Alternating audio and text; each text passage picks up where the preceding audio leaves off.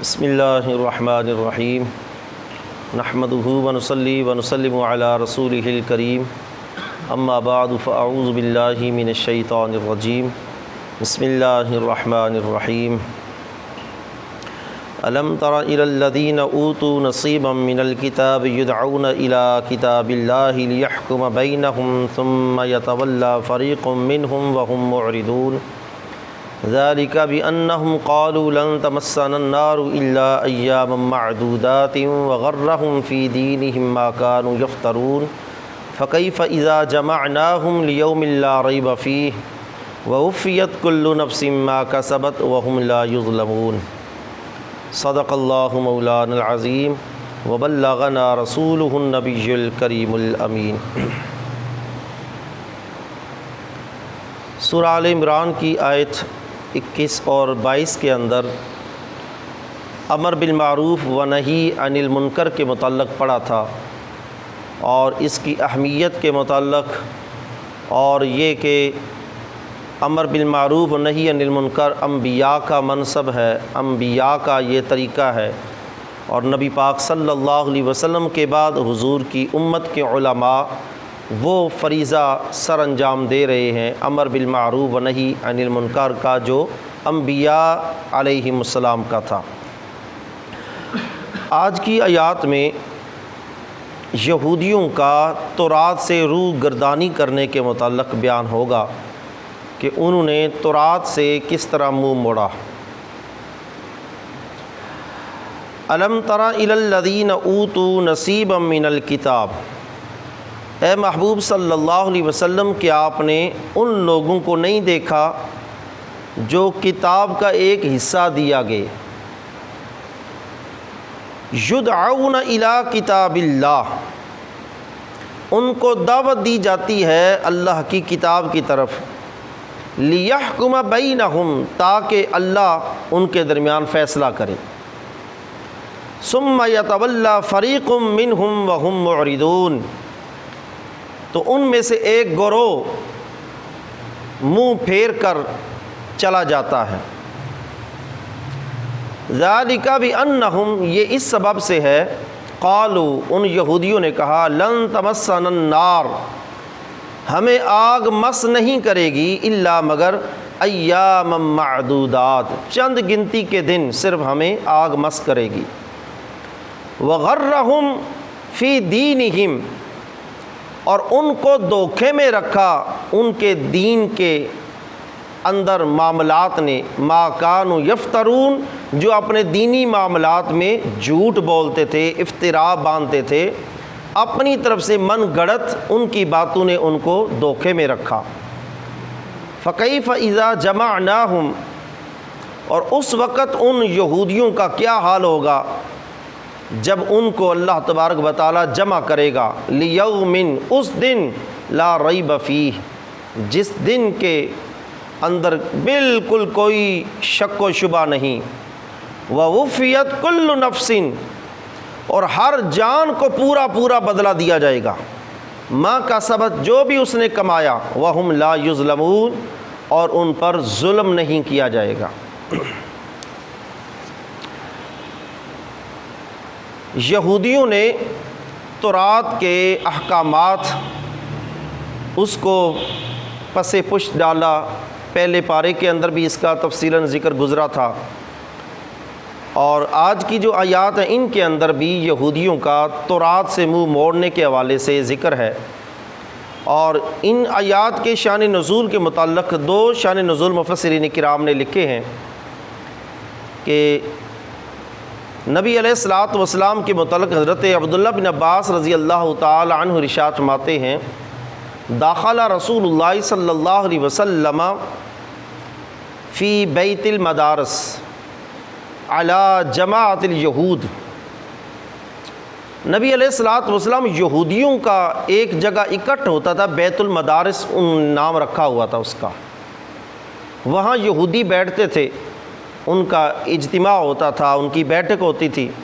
نبی پاک صلی اللہ علیہ وسلم ان کے پاس گئے، فدعاہم الی اللہ عز وجل، نبی علیہ الصلوۃ والسلام نے ان کو اللہ کی دعوت دی، اللہ کے دین کی، اسلام کی ان کو دعوت دی۔ فقال نعیم بن عمر والحارث بن زید، نعیم بن عمر اور حارث بن زید، ان دونوں نے نبی علیہ الصلوۃ والسلام سے کہا علی ای دین انت یا محمد صلی اللہ علیہ وسلم، وہ کہنے لگے اے محمد تو کس دین پر ہے، ہمیں کس دین کی تو دعوت دے رہا ہے، اور جو تو ہمیں دعوت دے رہا ہے وہ کون سا دین ہے، کس دین پر ہے تو؟ قال علی ملت ابراہیم علیہ السلام، نبی پاک صلی اللہ علیہ وسلم نے فرمایا ملت ابراہیمی پر ہوں، میں دین ابراہیمی پر ہوں۔ فقال، تو ان دونوں نے آگے سے جواب دیا کان ابراہیم یہودیا، ابراہیم علیہ السلام بھی تو یہودی تھے نا، ابراہیم علیہ السلام بھی یہودی تھے۔ حالانکہ یہ بات انتہائی ان کی جاہلانہ اور احمقانہ تھی کہ یہودیت جو ہے وہ تو چلی حضرت یعقوب کی اولاد سے آگے، اور یہودا جو حضرت ابراہیم حضرت یعقوب علیہ السلام کے بیٹوں میں سے بڑا بیٹا یہودا، اس کی نسبت سے ان کو یہودی کہا جاتا ہے۔ تو حضرت ابراہیم کے پوتے کی اولاد کو یہودی کہا جاتا ہے، تو یہ یہودی کہنے لگے کان ابراہیم یہودیا، ابراہیم علیہ السلام بھی یہودی تھے۔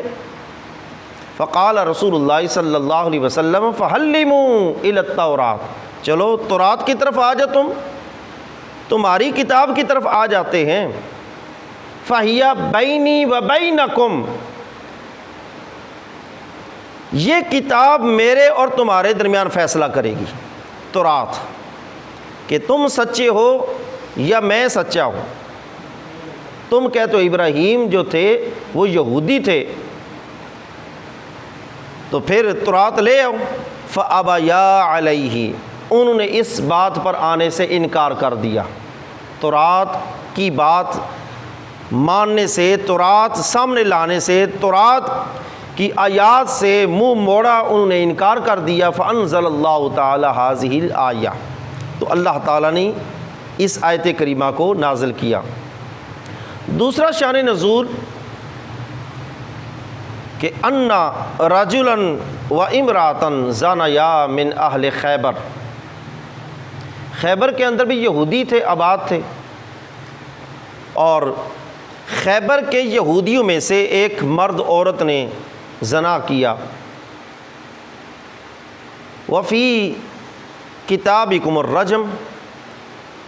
ان کی کتاب کے اندر اس کی سزا رجم تھی۔ وفی کتابہم الرجم، یہودیوں کی کتاب یعنی تورات کے اندر بدکاری کی، زنا کی سزا جو ہے وہ رجم تھی۔ فَكَرِهُ رَجْمَهُمَا لِشَرْفِهِمَا فِيهِمْ، تو یہودیوں نے دیکھا یہ بندے دو جو ہیں، یہ مرد عورت اعلیٰ خاندان کے ہیں اور رئیس خاندان کے ہیں، اگر ان کو رجم کیا گیا تو یہ تو اس خاندان کی بڑی بدنامی ہوگی، تو انہوں نے اس کو ناپسند کیا کہ ہم ان کو رجم کریں۔ فَكَرِهُ رَجْمَهُمَا لِشَرْفِهِمَا فِيهِمْ، ان نے کہا کہ ہم ان کو رجم نہیں کریں گے۔ فَرَفَعُوا أَمْرَهُمَا إِلَى رَسُولِ اللَّهِ صلی اللہ علیہ وسلم وَرَجُوا عِنْدَهُ رُخْصَةً، وہ ان دونوں کا معاملہ حضور صلی اللہ علیہ وسلم کی بارگاہ میں لے گئے۔ وَرَجُوا أَن يَكُونَ عِنْدَهُ رُخْصَةً، اور یہ سمجھ کر گئے کہ شاید ہم اس سے فیصلہ کروائیں کہ نبی سے، تو شاید ان کے دین میں کوئی نرمی ہو، یا وہ کوئی نرم یا رخصت والا ہمارے لیے کوئی حکم جاری کر دے، ان کے لیے نرمی والا۔ اس امید پر وہ نبی علیہ الصلوۃ والسلام کے پاس چلے گئے، کوئی نرم حکم ملے گا ہمیں۔ فحکم رسول اللہ صلی اللہ علیہ وسلم علیہما بالرجم، اللہ کے رسول صلی اللہ علیہ وسلم نے بھی ان پر رجم کا حکم جاری کر دیا۔ حضور نے فرمایا ان کو رجم کیا جائے گا۔ فقال نعمان بن اوفا، و حری بن عمیر، حری بن عمر، نعمان بن اوفا اور حری بن عمر، ان دونوں نے کہا جرت علیہما یا محمد لیس علیہما الرجم، وہ دونوں کہنے لگے محمد یہ تو نے ان پر ظلم والا فیصلہ جاری کیا ہے، جرتا تو نے ظلم کیا ان پر، لیس علیہما الرجم، ان پر کوئی رجم نہیں بنتا، کوئی سنگسار نہیں، ان پر سزا کوئی نہیں ہے، رجم نہیں ہے ان پر۔ فقال رسول اللہ صلی اللہ علیہ وسلم بینی و بینکم التوراۃ، میرے اور تمہارے درمیان فیصلہ کرنے والی کتاب تورات ہے، پھر تورات سے فیصلہ کرواؤ۔ قالوا قد انصفتنا، کہنے لگے یہودی کہ آپ نے تو پھر انصاف کر دیا ہے، یہ تو انصاف کی بات ہوگی، پھر تورات سے ہو جاتا ہے فیصلہ۔ قال، نبی علیہ الصلوۃ والسلام نے فرمایا فمن اعلمکم بالتورات، یہ تو بتاؤ تم میں سے تورات سب سے زیادہ کون جانتا ہے، تورات کا عالم سب سے زیادہ بڑا کون ہے تم میں سے؟ قالوا رجل اعور یسکن فدق یقال له ابن سوریہ، یہ فدق جو ہے، یہ باغ فدق جو اب بھی معاملہ بنا ہوا ہے، نبی علیہ الصلوۃ والسلام کا وہ خیبر فتح ہوا تھا، تو خیبر کے علاقوں میں سے ایک علاقہ ہے فدق، تو وہ کہنے لگے فدق کے اندر وہ رہائش پذیر ہے، اس کا نام ابن سوریہ ہے، صاد کے ساتھ، ابن سوریہ، وہ ہم میں سے سب سے زیادہ تورات کا عالم ہے۔ فارسلوا الیہ فقدم المدینہ، اس کی طرف پیغام بھیجا، وہ مدینہ کی طرف آ گیا۔ وَكَانَ جِبْرِيلُ قَدْ وَصَفَهُ لِرَسُولِ اللَّهِ صلی اللہ علیہ وسلم، ابھی اس ابن سوریہ پادری کے پاس پیغام گیا ہوا تھا تو جبریل حضور کی بارگاہ میں آئے، قد وصفہ لرسول اللہ، حضور کو وہ سارے احوال جبریل نے بتا دیے اس یہودی کے، ابن سوریہ کے۔ جب وہ یہودی ابن سوریہ آیا فقال لہ رسول اللہ صلی اللہ علیہ وسلم انت ابن سوریہ، حضور نے فرمایا کیا تو ابن سوریہ ہے؟ قال نعم، اس نے کہا ہاں میں ابن سوریہ ہوں۔ فدعا رسول اللہ صلی اللہ علیہ وسلم بشیء من التورات، حضور نے فرمایا تورات لے کر آؤ، فیہا الرجم مکتوب، کہ جس میں رجم کے متعلق آیات لکھی ہوئی ہوں۔ جب تورات کو لایا گیا فقال لہ اقرأ، نبی علیہ الصلوۃ والسلام نے ابن سوریہ سے کہا پڑھو تورات۔ اب اس ابن سوریہ نے تورات کو پڑھنا شروع کیا۔ فلما اتی علی آیت الرجم، جب وہ رجم والی آیت پر پہنچا، فوضع کفہ علیہا، اس نے اس آیت کے اوپر اپنا ہاتھ رکھ لیا، جو رجم والی آیت تھی ادھر اس نے ہاتھ رکھ لیا، اور وہ سمجھتے تھے کہ یہ نبی تو عربی ہے اور یہ کتاب جو ہے یہ سریانی زبان میں لکھی ہوئی ہے، عبرانی میں، تو اس نے اوپر ہاتھ رکھ دیا رجم والی آیت پر۔ فقرأ علی رسول اللہ صلی اللہ علیہ وسلم ما بعدہا، اور اس کے بعد والی آیت کو پڑھ دیا، وہ آیت اوپر ہاتھ رکھ کر وہ آیت چھوڑ گیا رجم والی، اور آگے سے اس نے پڑھ دیا۔ اور ادھر ہی حضرت عبداللہ بن سلام رضی اللہ تعالیٰ عنہ بیٹھے تھے، بعض روایات میں آتے ہیں حضرت عبداللہ بن عباس اٹھے۔ حضرت عبداللہ بن سلام چونکہ یہودیوں کے بہت بڑے عالم پہلے رہ چکے تھے، مسلمان ہو چکے تھے، اب یہ پاس ہی بیٹھے تھے۔ قال یا رسول اللہ صلی اللہ علیہ وسلم قد جاوزہا، یہ تو آگے بڑھ گیا، یہ اس نے تو چھوڑ دیا بیچ میں سے۔ فقام فرفع کفہ عنہا، حضرت عبداللہ بن سلام نے پھر اٹھ کر اس کا ہاتھ پیچھے ہٹایا، تورات سے جہاں جس آیت پر، آیت رجم پر اس نے ہاتھ رکھا ہوا تھا، آیت چھپائی ہوئی تھی، فاضا کفہ رفع کفہ، آپ نے اس کی ہتھیلی ہاتھ کو پیچھے ہٹا دیا۔ فقرأ علی رسول اللہ صلی اللہ علیہ وسلم وعلی الیہود، تو حضرت عبداللہ بن سلام رضی اللہ تعالیٰ نے پھر وہ آیات پڑھیں نبی علیہ الصلوۃ والسلام کے سامنے، ان یہودیوں کے سامنے آپ نے وہ آیات پڑھیں۔ بِأَنَّ الْمُحْسِنَ، ان آیات میں یہ تھا، ذکر تھا، بِأَنَّ الْمُحْسِنَ وَالْمُحْسِنَةَ، اذا زانیا وقامت علیہم البینہ رجما، یہ لکھا ہوا تھا کہ شادی شدہ مرد یا شادی شدہ عورت جب یہ بدکاری کریں، زنا کریں، فقامت علیہم البینہ، اور ان پر گواہ بھی قائم ہو جائیں، گواہ گواہی دے دیں، رجما، تو ان کو رجم کیا جائے گا، سنگسار کیا جائے گا۔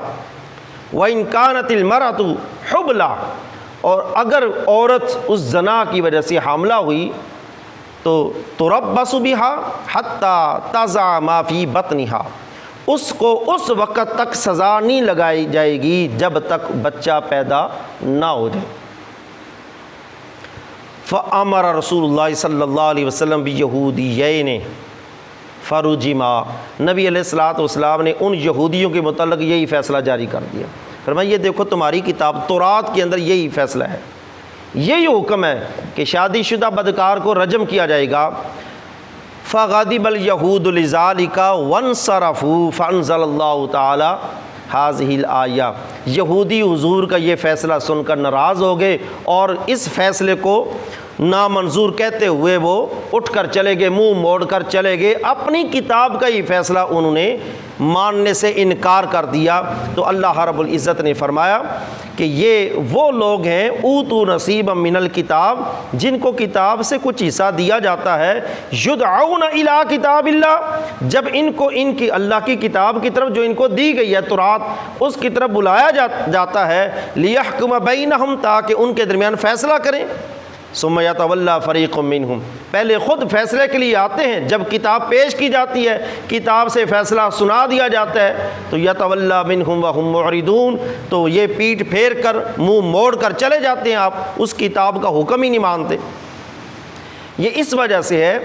قالوا لن تمسنا النار الا ایاما معدودات، یہ بھی یہودیوں کی ایک خام خیالی ہے، خوش فہمی ہے ان کی کہ ہمیں صرف چند دن کا عذاب ہوگا، کیونکہ تورات کے اندر یہودیوں نے پڑھا کہ جہنم کا ایک کنارے سے دوسرے کنارے تک کا فاصلہ 40 سال کی مسافت ہے، ایک کنارے سے دوسرے کنارے تک 40 سال کی مسافت جہنم کے دو کناروں کے درمیان۔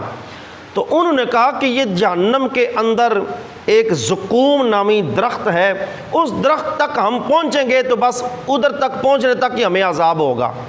جبکہ حقیقت کیا ہے؟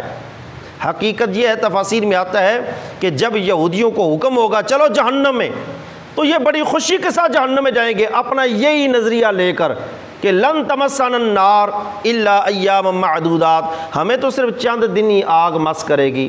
لمبا چوڑا عذاب نہیں ہوگا، صرف 40 دن، چند دن۔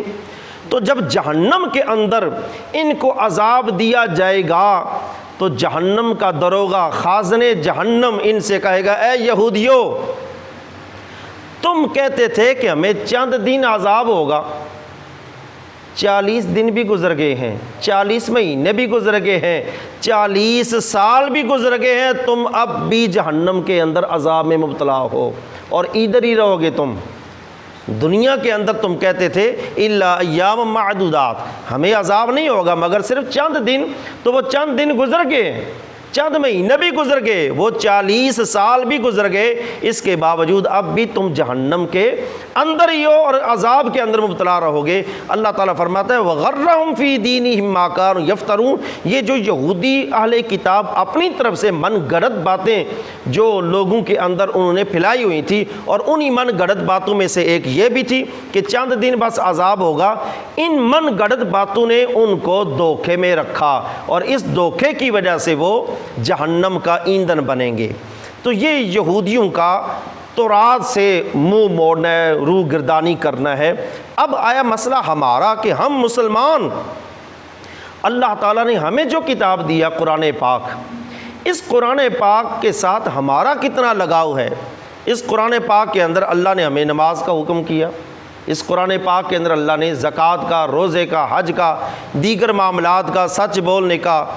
قتل و غار سے بچنے کا، بدکاری سے بچنے کا، شراب، جوا، سود وغیرہ حرام، ان سب سے بچنے کا اللہ نے حکم کیا۔ تو کیا جیسے یہودی اپنی کتاب سے منہ موڑتے تھے، تو آج بھی کیا ویسا ہی معاملہ نہیں کہ جس کو اگر نماز کے متعلق قرآن کی آیت سنائی جائے، جھوٹ کے متعلق قرآن کی آیت سنائی جائے، حرام خوری سود کے متعلق قرآن کی آیت سنائی جائے، تو وہ آگے سے عجیب قسم کے جوابات دیتا ہے اور منہ موڑ لیتا ہے، تو ان کا بھی ٹھکانہ پھر اسی طرح جہنم ہی ہوگا۔ جیسے یہودیوں نے تورات سے منہ موڑا، تورات کی آیات کو ماننے سے انکار کیا، تو وہ جہنم کا ایندھن بنیں گے۔ اسی طرح کوئی مسلمان اگر قرآن کے احکامات سن کر ان کو پسے پشت ڈالتا ہے، ان کو ماننے سے انکار کرتا ہے، تو پھر اس کا بھی ٹھکانہ جہنم ہوگا۔ اللہ تعالی ہمیں جو اس نے یہ ہماری زندگی کا ایک نمونہ، زندگی گزارنے کا ایک طریقہ، ایک ضابطہ پورا اس قرآن پاک کی شکل میں ہمیں عطا کیا ہے، اللہ تعالی ہمیں اسی ضابطہ حیات کے مطابق اپنی زندگیاں گزارنے کی توفیق عطا فرمائے۔ آمین۔ وآخر دعوانا ان الحمد للہ رب العالمین۔